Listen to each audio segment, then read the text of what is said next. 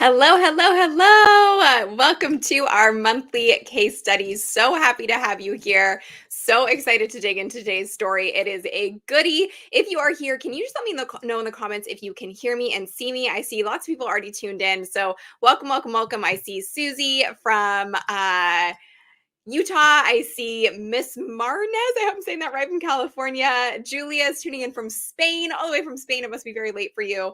Ayla from colorful Colorado. We love to have you here, fellow Authority Accelerator member. Hi, Todd. How are you? Nice to have you here. So thrilled to have you all here. Hi, Davy from Las Vegas. If you don't know who I am, my name is Sunny Lenarduzzi. I am so thrilled to be here with you today for another one of our live client case studies. If you aren't familiar with what we do and who we are, ultimately our program, my program is called the Authority Accelerator, and we help people package their expertise and their knowledge and turn it into a highly scalable online course business. So that is what we do. It's what we're super, super passionate about. We've been doing it for a very, very long time, years and years. And we've been really lucky to work with some incredible human beings to be able to take their skill set and their knowledge and be able to expand it for global reach. And that is what we are going to be talking about today.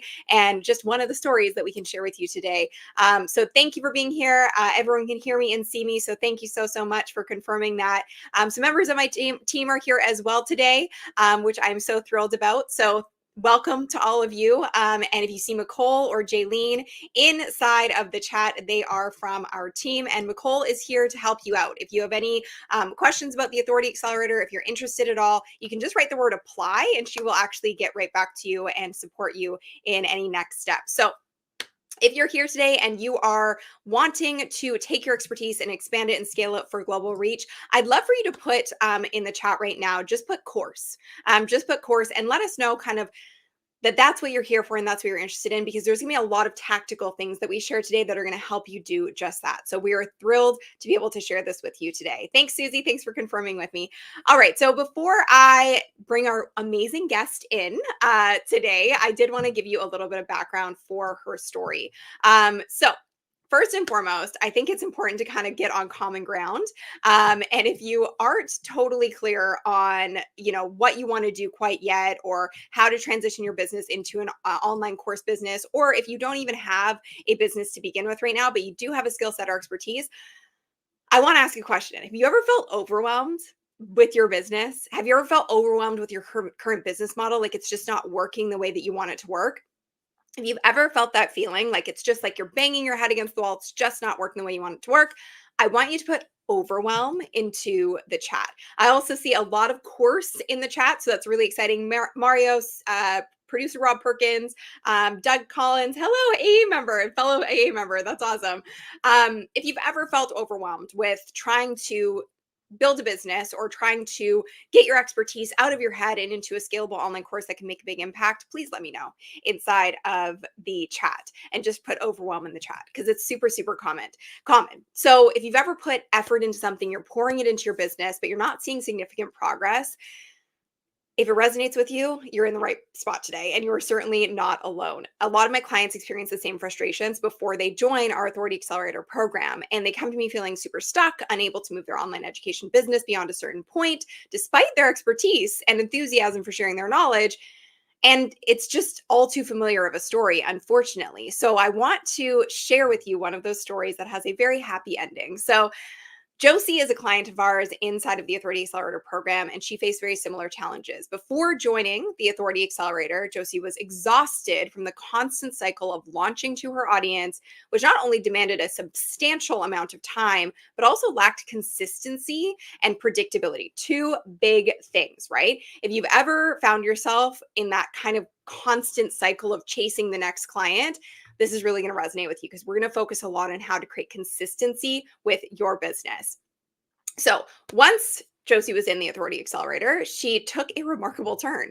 And not only was she able to double her annual income, but instead of only working during the season of which was most applicable to her business, she built a business model that works year round. So just a couple of milestones before we bring Josie on. And if you're excited about this, I would love for you to hit that like button and just share it out with anybody that you think would really be interested in hearing this story as well. Sharing is caring. So she transitioned from a cycle of seasonal work, like I said, and burnout to a consistent and profitable business model, doubled her income by shifting from sporadic bursts of work to a steady flow of engagement, which is pretty amazing, and made strategic investments in herself, leading to a refined focus on her offerings and reigniting her passion for her work. She also made her AA investment back just after 3 months of enrolling. So I also see a lot of folks here who are in the Authority Accelerator. Thank you so much for being here. Mario said, I've been in your AA for more than a year trying to figure out. We're going to figure that out. We're going to tackle that today. And welcome to all of the AA members that are here supporting Josie. We love to have you. All right. So, Josie, let's bring you on. All Hi, Josie. right. How are you? Hello. I'm good. Thank you so much for having me. I am so thrilled to have you here, and I'm so thrilled Me to too. share your story. So, I would love to just dig right in. Okay. Um, how did your journey start as an entrepreneur? Let's start there. Okay. So, it's both a journey that was accidental and very intentional. I don't even know if that makes sense, but It does. I never set out to start a business. I was in education. I was teaching at the University of Miami. I loved the classroom, but 10 years ago, when I became pregnant, I was exhausted and I was kind of trying to kind of think about how to inject flexibility in my life, right? In my work. And so I started kind of tutoring on the side, one-on-one students, a lot of the work that I was doing as a writing faculty member. And it was one-on-one and it was really through word of mouth. Fast forward like a year or two, and I paid this marketing firm a bunch of money and I got zero leads. And I was like, okay, so what do I do now? I turned to YouTube. I found you and I found your entire universe, and that was the beginning. And I realized that I was trying to solve for like marketing or get my word out there. And really, what I needed to do was a foundations first kind of bottom to top building. And that's what I did or started to do with the AA. And I mean, the journey to get to that place where you even felt comfortable kind of venturing into that space, there had to be a little bit of fear behind that. There had to be a bit of So fear much coming fear. from, yeah, because I Yeah. mean, you're so interesting to me because you're coming from a very traditional education background. So talk me through a little bit of kind of what went through your mind when you shifted from that traditional educational background to going into the online space. Um, yeah, I mean, so much fear and so much overwhelm. And a lot of it I started to realize, and I still work through it, right? That it's kind of this gnawing sense of imposter syndrome or noise that you think that really has nothing to do with your business, really has nothing to do with what you can offer. And it's just kind of, I got to put the fear in the fear box and leave it there and then go do my thing. So I really kind of I said both accidental and intentional because I really did my journey in a step-by-step process. And Mhm. because of that, I was probably not as successful as fast, in the sense of like so I started tutoring a few years. I started my YouTube channel with all of your tips and all of your techniques. I set it up well. And so then I was really, really busy for those 4 months out of the year. But then 8 months, I was kind of trying to get as many classes as possible. And so, what I come to AA for is to kind of solve this. I want to work year round. So, I basically started an online business for one ideal client, and I did it too well in the sense of like, I just got really overwhelmed with the amount of work that I had now year round. Mhm. So, it was fear of getting started. It was fear of doing too well too quickly Mm. and not delivering for my students because students are number one. If not, we don't have kind of products to sell. And so I feel like I've come to know fear as a friend. And so it just kind of walks along with me and I kind of listen when I need to and I silence it when I don't. And yeah, and I don't feel like it's something you just overcome completely, or at least not me. But it's also kind of the kick in the butt that I need sometimes to kind of streamline something or improve something or kind of, get to the next level. I love it. And I mean, you've been through many different levels in the business now. I've really seen Yeah. you from the beginning to where you are now. And we're going to talk more about that. But I did also want to share some of the tactics that we're going to dig into today Okay. with Josie, because I know it's going to be super beneficial to those of you who are here that are tuning in and you're like, I know I want to build a program. I want to build an online course. I want to take my knowledge and scale it to the moon and for global reach. And so we're going to talk about how Josie transitioned from like a very seasonal business that kind of had these spikes of sales and then they were gone to Mhm. year-round consistent success and income. Saying no to potential clients actually led to increased revenue. I know that sounds strange, but we're going to talk about why that's so important. How her making content creation super easy and more effective in attracting ideal clients, how Josie was able to do that. And going from despising selling, hating selling, feeling icky by selling, Yep. to a 40% conversion rate and actually really enjoying the sales process. So lots to dig into, so many good, juicy things that we're going to dig into today. So, one thing I wanted to talk about is from the seasonal sales to the year round consistent income. Talk about why your business was really focused on seasonal. It might be obvious to some, but I think it's important that we dig into it. It's like, why was it such a seasonal business when you started it? So I think a couple things. First of all, I became kind of jack of all trades. So I was kind of in the inverse mindset where I would let students come to me, find me, they would tell me what they need, and I would accommodate. I would become what they needed for that application. So if it's a high school student applying to college, if it was a pre-law student applying to law school, I would kind of meet them where they needed me to be. And so then all of these application cycles tend to kind of really focus in the fall. And so then for 3 months, they all are kind of due around the same time. So a spike of student inquiries and kind of workflow, but really I was solving so many problems and I was not delivering a transformation. Mm, So that became kind of like the 3 month spurt when I started the Authority Accelerator, and I started to kind of really build a program. I'm telling you, my success was slow. I was really solving for wanting to work year round, and I didn't do the transformation right away. So I started kind of, okay, I want to work with this ICA. I identified my ICA. I just to break that knew down, exactly. ICA stands for Ideal Client Avatar, just in case you don't know that verbiage. So the one specific student, I identified where they were in their journey, where they needed to be, and what I wanted to solve for. But I started kind of just giving them what I thought they wanted from me because that's what they had historically been asking for. So it was a part of their entire transformation. And so I started to build out my year, but it was still saying yes to a ton of people. It was still kind of solving so many different problems and not really kind of taking students through a profound transformation. And that was kind of like what AA 2.0, I feel like, did for me when I started back to kind of really going back to kind of the three fundamental principles of the ICA. And that's when it really kind of took off in a different way. So let's talk about that because it's something that we talk about a lot when we share client success stories. Truly, the success of your online program, your online course, really does start with the foundation of who are you serving and what are you serving them with. But we can't figure out what we're serving them with until we really understand who they are. Mhm. So when we talk about ICA, that stands for Ideal Client Avatar, and I think it'd be helpful for you to kind of share the seasonal version of the ideal client versus the year-round version of the ideal client if you want to kind of dig into what those factors look like. Sure.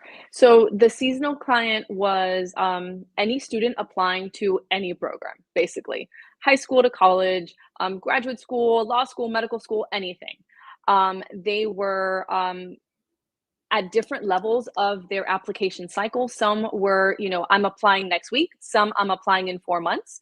And so the way that they wanted me to show up, but then also the way they needed to show up for themselves was sometimes unfair for the kind of expectation. So it was unfair for the student in the sense of like they wanted something specifically, but we were meeting too late or too early, or they weren't ready, or they didn't have the background to kind of deliver, like, they didn't have the experience to then talk about those experiences in the essays. My focus is really on all the writing material for an application.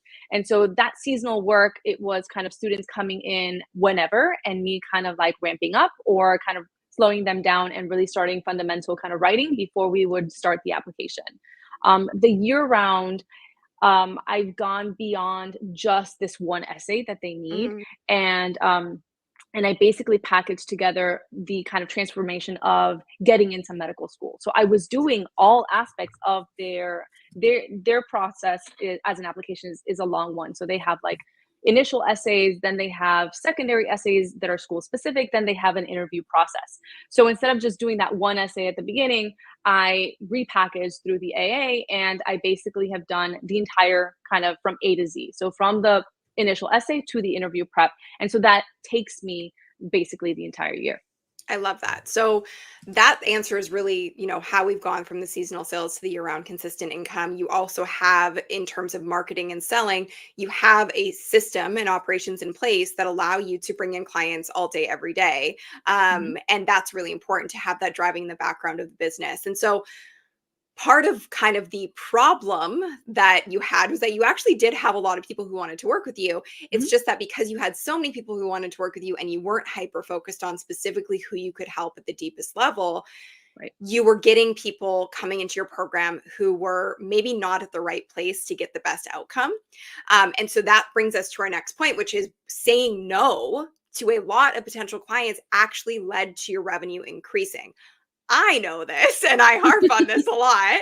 And I know you and I talked about this a lot, but explain that and make it make sense to folks who are Right. tuning in right now going, wait, what? You said no to potential clients and your revenue grew? I don't understand what that means. So I feel know. free to take it away. I will say I was not an immediate believer. I'm like, how do I say no and make money? Um, yeah. Oh my goodness. Okay. So many things.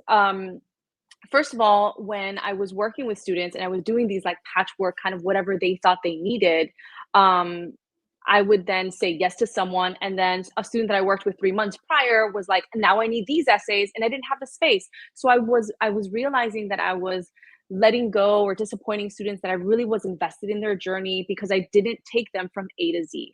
So I started to really feel beyond before the monetary kind of revelation, I started to feel that I really wasn't serving students at the highest level. That was one, to really kind of let me entertain this idea of saying no to kind of a price increase, or kind of revenue increase. I And just want to say that because I think it's so important to harp on that point. So before you go on, yeah, did everyone catch what Josie just said?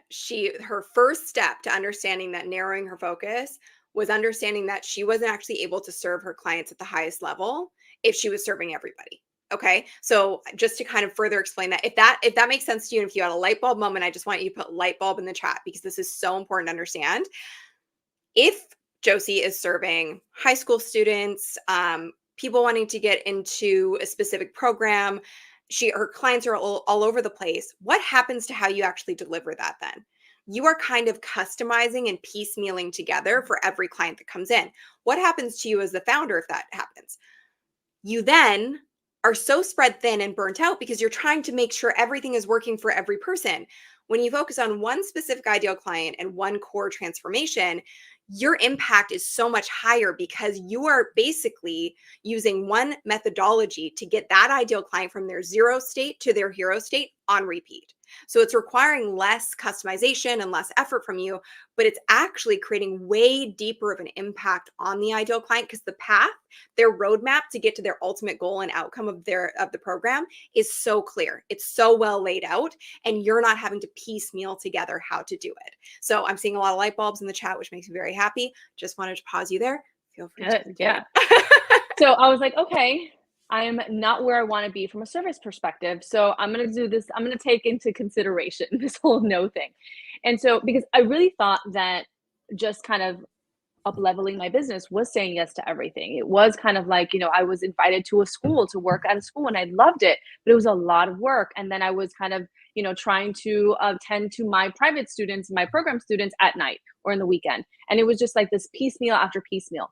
And so when I finally decided, okay, I'm going to just focus and say no to everything else but this one program, you start to kind of really feel, you start to kind of, or I started to really parse through this idea about kind of price and value. So, and how kind of, how you price a program, how you price a transformation is not necessarily just cost. It's how much it's a value add to the student. What is it going to do to their life, for their Mhm, life? mhm. And so it really helped me kind of decide how best to price my program the Authority Accelerator and your modules on pricing were, I mean, incredible on how we kind of like algorithm that out.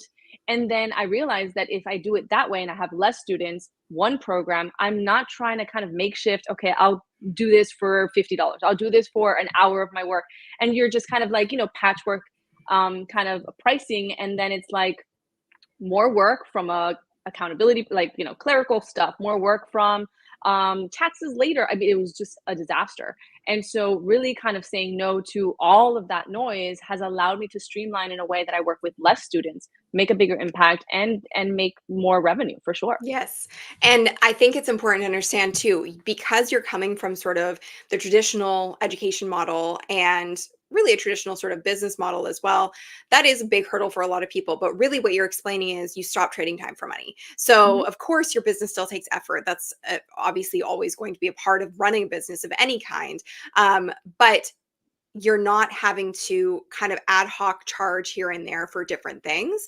And what happened ultimately is that when you went in this direction, your revenue did increase. And if you look back at kind of what you were doing in terms of being at the University of Miami, which I know you were doing lectures there, and that was really your jam before you had an Mhm. online business to where you are today, how has it affected your income? You don't have to get into the nitty gritty, but how has it affected your income?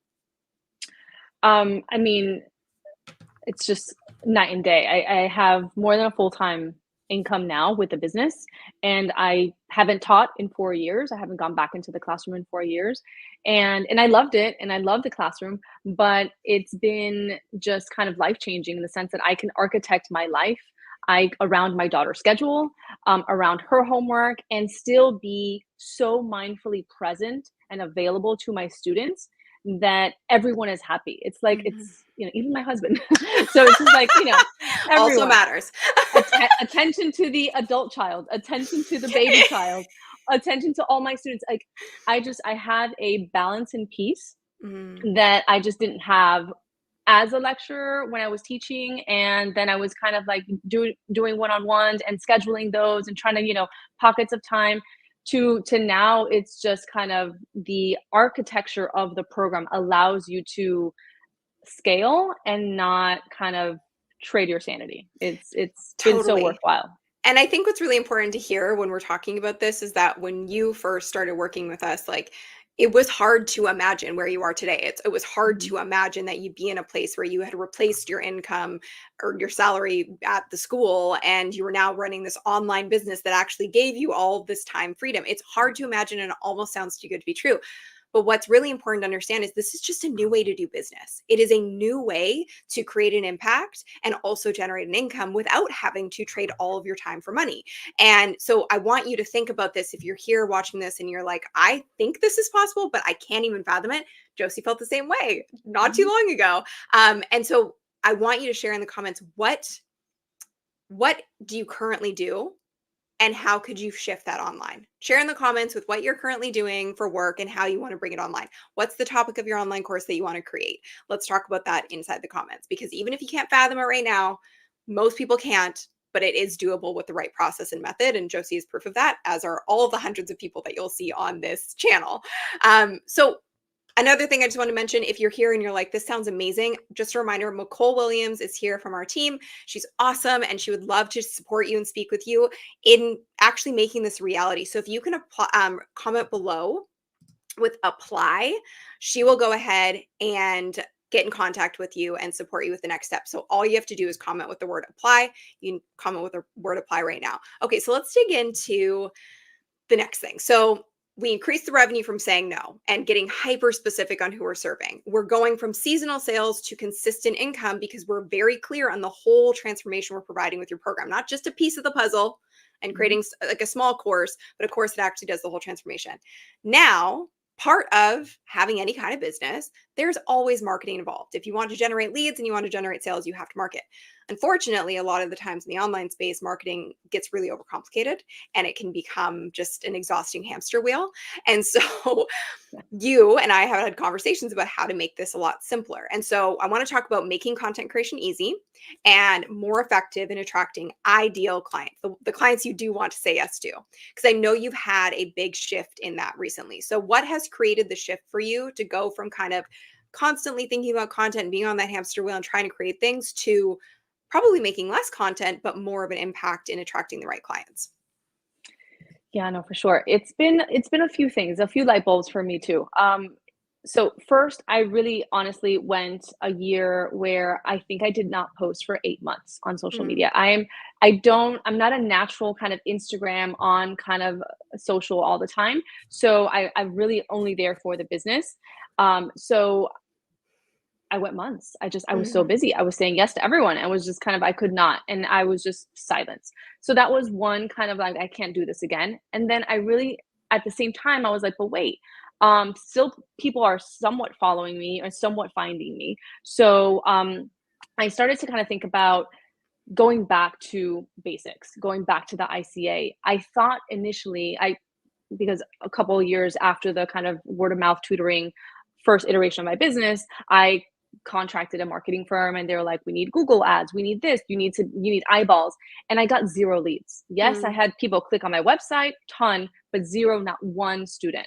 So I started to shift my mindset and thinking, okay, I don't just need to be out there. I need to be answering my ICA's pain points. I need to be addressing what they're interested in.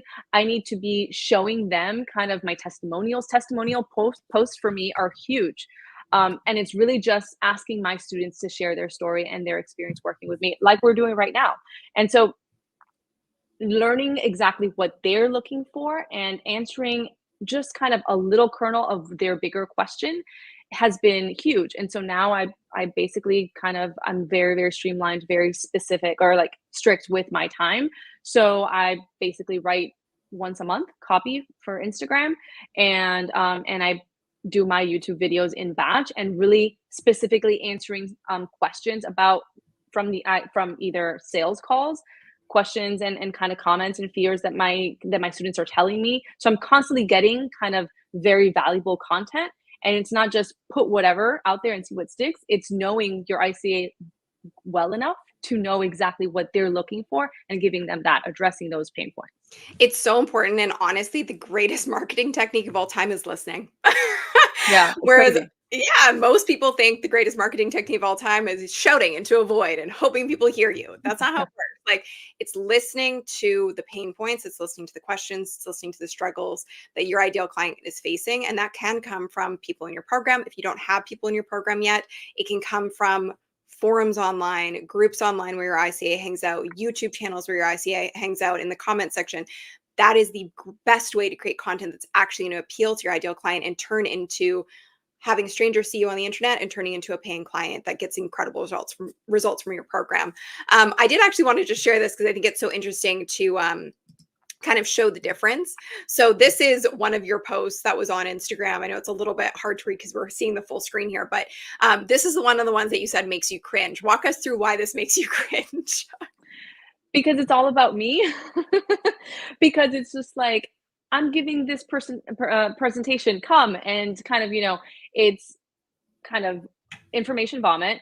And first of all, it's too much text and it's kind of a lot is going on. But it's really just kind of let me shout into the void and it's not listening. And Mm. so I it was a very intentional kind of to make subtle changes to be more on the receiving end of information and respond to kind of what I was listening to. Yeah. I love it. And so that's what we used to do. This is what we now Yeah. do. So let's talk about this. So this is what your Instagram grid really looks like now. So talk me through why this is working so much better. So, first of all, I love to share student successes because it is why I do what I do. I mean, my program and kind of as part of my identity is to be kind of in education, is to empower others through kind of their education. So, when students reach out and share testimonials and share kind of, I could not have done this without you, or I am graduating from medical school because of you, things like that are just first beautiful to share, but then also just kind of so to the core of who I am in my program. And Mm, so testimonials, and sometimes it doesn't have to look pretty, but it just has to be honest for me. So sometimes so I true. will make it right. I will make the kind of like the little testimonial Tuesday with like the comment from the student. And sometimes I will share kind of screenshot their top left is like a student email that they're like, just share this. And I was like, perfect. So then, it's kind of from their words. I like to share kind of what students say specifically. And then also, I am trying to, and it's a process, I am trying to respond to the kind of cyclical nature of the questions that I'm being asked. Mhm. So sometimes they'll ask me about, um, supplemental essays or secondaries, like what do I do with this one? Kind of in the bottom right, I kind of started a little series for that moment where those couple weeks when they were like a few students were asking about that.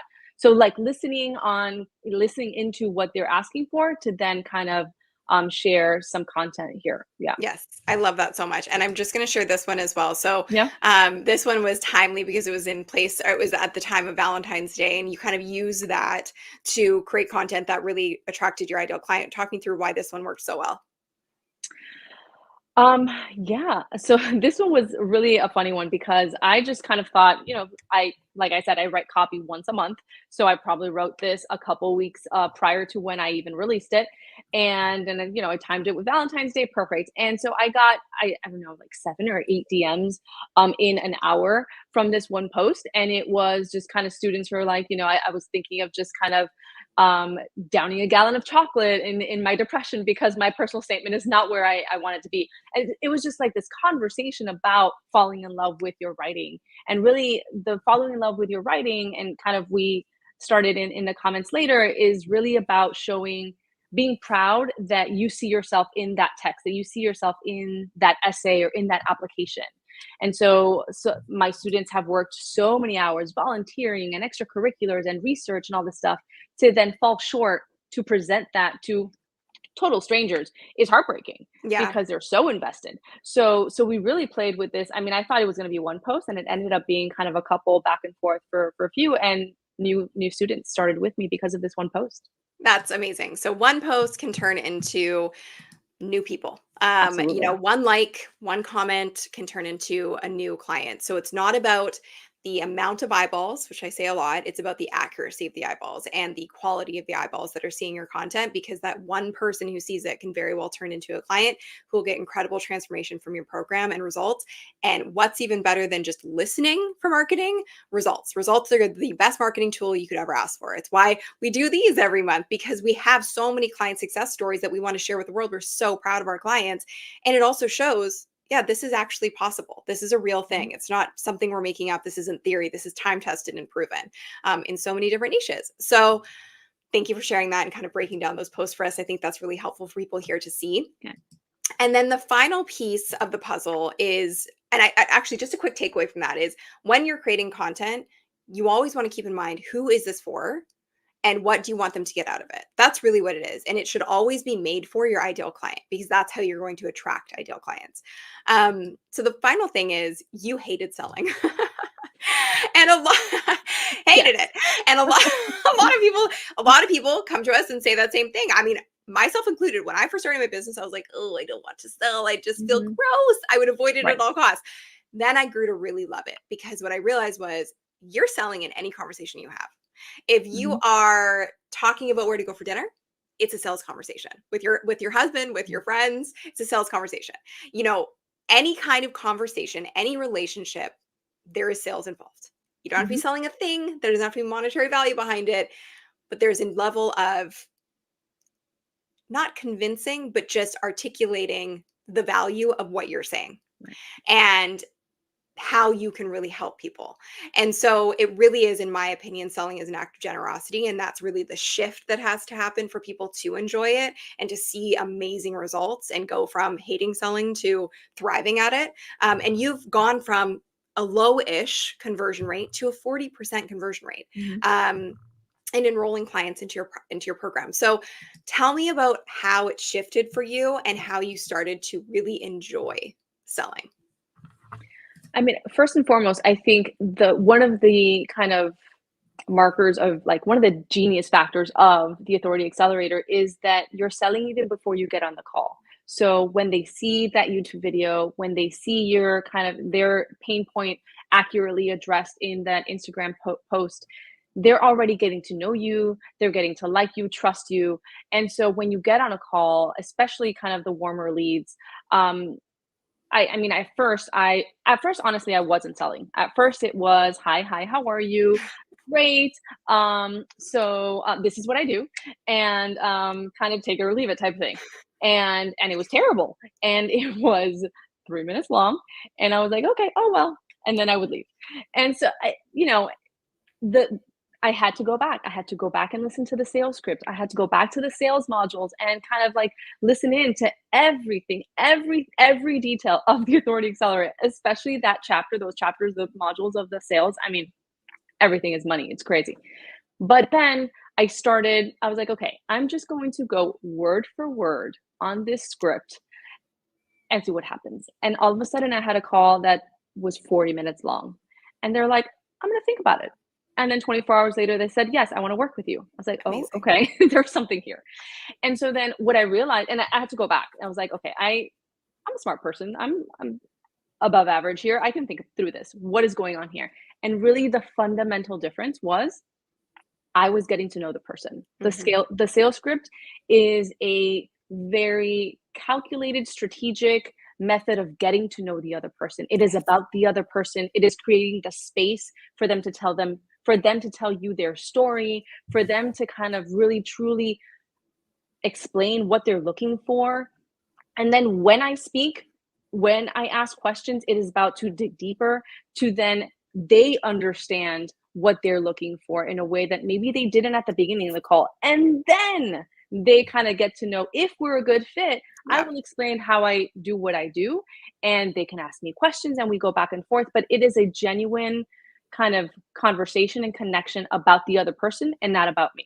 Before it was like 2 minutes, this is what I do, bye. And now it's Yes. all about the other person. Yes. So this is so juicy and Yeah. good. Okay. Good. It was crazy for me. I just Shift. it's so nice to have other people kind of articulate it in their own way. And so to hear you say all of that, I was just like over here like shouting, like, yes, that's so good. Um, so again, we talked about marketing. What's the best, marketing skill you can have? Listening. What's the best sales skill you can have? Listening. And again, the misconception is to be a good salesperson, you got to be slimy. You got to know how to talk. You got to know how to you know, be charismatic and move the conversation and all these things. No, that is not it. Because when you sell people from a place of having to convince them of something, they're not bought in. And that's where you get refunds, you get buyer's remorse, you get people saying, this isn't what I wanted. Ultimately, a sales conversation is a vehicle for the person to answer the question for themselves of why this is important to them, Mhm. why they want to invest into this program, why this transformation matters to them. And that's how we approach sales because it really is an act of generosity. And I will go back to what we talked about earlier, which is saying no to potential clients led to higher revenue for you. Mhm. And that's the truth. We do that all the time because if we don't feel that we can actually support you at the highest level, and we can't answer that question unless we actually listen to you, unless we listen to your current situation and what's going on for you and what your challenges are and what your end goal is. And once we listen to that, if there's not alignment in what you want and what we offer, we will not invite you into the program. If there is alignment, we will then have the conversation around, okay, this is great. We know we can serve you at the highest level. How do you want to approach these next steps? Selling is not an act of convincing. Selling is an act of listening Mhm. and diagnosing. I always use the comparison of a doctor. It's really you're going to a doctor to be diagnosed. That's what people are coming to you for when they get on a sales call with you. They want to know like do you have the prescription for what they're suffering with? And if you do, great. If you don't, then they need to figure something else out. So it's really looking at it from that perspective instead of I need to be a slimy, charismatic, gross salesperson because nobody wants that. And anybody who buys from that type of person inevitably is not going to be happy with the results at the end of the day, anyways. So thank you for sharing that because that was very helpful Yeah. to hear. It was huge for me. It really was. Yeah, I it mean, is. It crazy. is huge. It's huge for people to have that realization of, oh, I don't have to push. I don't have to Mhm. convince. I just have to sit here and listen.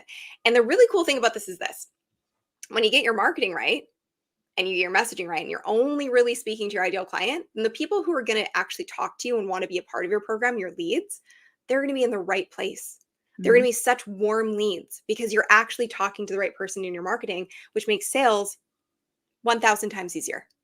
So that's how the whole process Yeah. can work in a really smooth way. Um, I just have a couple more questions. If you have any Mhm. questions in the chat, please share them with us. But I wanted to just ask you, overall experience wise, with being in the Authority Accelerator, what do you feel like has been the biggest difference in your life pre AA and post Authority Accelerator? I mean everything.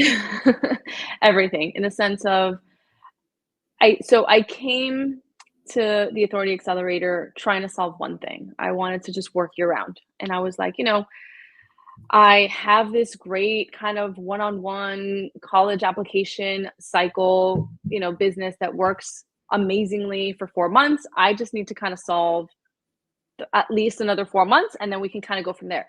And so I was coming with this idea of I need to just solve for X. And the Authority Accelerator in all its kind of, and I don't want to say magic because it is magical, but you have to put the work in, but Yeah. all its kind of strategic steps will kind of show you in many different ways that you're not only solving for X. If you start the right way, if you start with the foundation building, if you do all the work you think you already know about your business and about your ICA and about who you want to serve, if you do that work anyways, thinking that you already know it, you will gain so much more insight to the point where it's like, okay, I came just for this, but now I'm going to build a business or the program the right way. And in doing that, was then what kind of allowed me to completely focus on just one ICA and focus on one transformation rather than this patchwork that I was doing that I thought was, I mean, you would have asked me, 3, 4 years ago, after kind of starting AA and kind of solving for the year-round issue, and I would define my business as successful. Mhm. But then working with you guys still, working with Team Sunny in sales, in marketing, in kind of going back to basics and moving my business from my products from one essay to a transformation. And now it's like it's night and day. It's such a different program. It's so much more streamlined, purposeful, and peaceful in a way Oh, that it wasn't 3 years ago. And I considered 3 years ago a success. So I love it. it's just kind of redefining and streamlining in a way that I could not even imagine I could be where I am right now. Oh, that makes me so Yeah. happy to hear. That never gets old. And thank you for sharing that. Peaceful is the word of the day, and it's the Right. word of my life. Peace is success. And so the fact that we've been able to help you in building a business that runs year round and is feeling Thank peaceful you. for you is just the best of the best of the best. I also wanted to ask you, for us, obviously, our client Mhm. results are really what fuels us as a business. And so I'm curious for you, like, what's one of the maybe standout results that one of your clients gets that just keeps you going, where you're like, wow, I'm so happy I was able to Oh do my this. goodness. Okay, so I know let's there's a see. lot. Yeah, so one that I keep going back to is a student from the Bay Area, from California, first generation college student, first generation medical school student, did not know the process at all, was, I mean, brilliant beyond brilliant, but just kind of unaware and didn't know what he needed to do. And we worked together and he got multiple acceptances, but he got a full ride scholarship to Mayo Clinic, which is his Yay. dream program, and no loans. And it was just like, to work with students that kind of not only have such great results, but also kind of come back to you and say, like, I could not have done this without you. Is just, I mean, it gets me kind of, it's why I do what I do, and you help me do those, make those transformations a reality. So by That's extension, it's what fantastic. Sunny does. That's what we say. We create success ripples out in the Right? world so that we do what we do so Yes. you can do what you do in the best way possible and serve at the highest level and make a big impact. And so I got full body chills listening to that story. So I'm just so happy to hear it. And it's just amazing to see what our clients are able to do in the world. And it's really important work. Mhm. Um, Last question I'm going to ask you. And I see a lot of our AA clients here, our 30 accelerator clients here cheering you on. For you, I know you've been in the position where you're kind of sitting on the sidelines going, I think I want to work with her. I think I want to do this program, but I don't know. I'm nervous. There are people here right now that I know are watching Right. this going, I want to build an online course. I know I can. I just don't really know how to do it. And I know the Authority Accelerator exists. I think that's what I Right. want to do, but I'm scared. What would your advice be for those people? Oh my goodness. I mean, do it now, yesterday.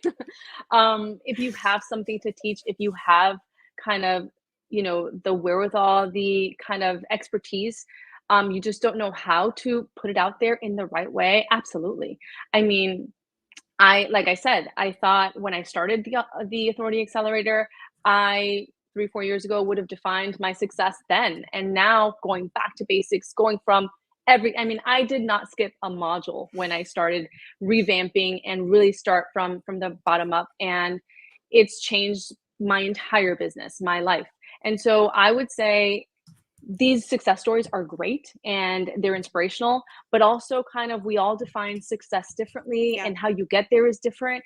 And the best success story is your own. Mhm. So do it because Do it's for it. you. Yeah. Hell yes. I love that so much. If you are ready to take the next step, the best thing you can do is fill out an application. It's the easy first step to take. So I'm going to put the link inside the chat right now, and it's also on the screen. Also, if you want to comment with apply, whether you're watching the replay or watching live, Nicole is here and she's able to actually support you with the next steps as well and actually speak to you to better understand where you're at so that we know how to best support you in creating your scalable online business. So all you got to do is comment with apply. Josie, thank you so much for your time. I really appreciate it. I'm so thrilled for the growth that you've had. And I know it's truly just the beginning. I say that to everybody and I really mean it. And so thank you for being yet another amazing success story and for the impact that you're making on your clients as well. We appreciate you so much. And thank you to everybody for tuning in, and we'll see you at the next one. Bye, everyone. Thank you. Thank you so much.